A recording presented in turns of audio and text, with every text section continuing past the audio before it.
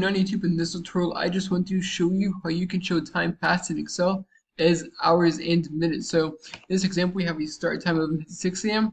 and end time of 3:23 p.m. You want to say how many hours and how many minutes has passed in this time.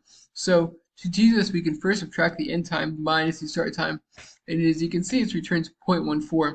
Well, why does it return 0.14? That is because Excel views dates as numbers. So Excel is just basically saying that 0.14 of a day has passed between 11:56 a.m. and 3:23 p.m. So now we just want to convert this to hours by multiplying this by 24. So this times 24, and as you can see, it says 1 out of 3.45 hours has passed between 11:56 a.m. and 3:23 p.m. And now we want to just make sure that we can isolate the 3. Well, how can we isolate the 3? We can do this using either the round function or the trunc function.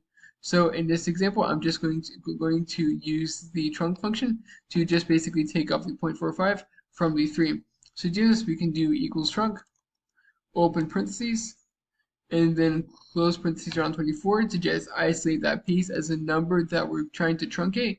So basically, trunc function will just truncate however many digits that you want, and then comma. So how many digits we want to keep in this truncation? We only want to keep the first digit, and we don't want to truncate, and we just basically want to truncate everything that's not in the first digit. So in this case, we can type in 0 and close parentheses.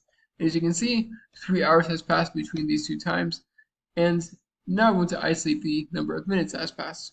Well, we can do the same approach, and then we can same approach by subtracting the end time minus the start time. And as you can see, that gives us 3.14 again.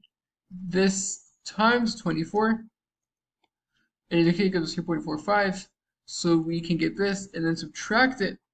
Subtract the 3 from it to get 0.45. So you see, 0.45 an hour has passed, and now we can times this by 60.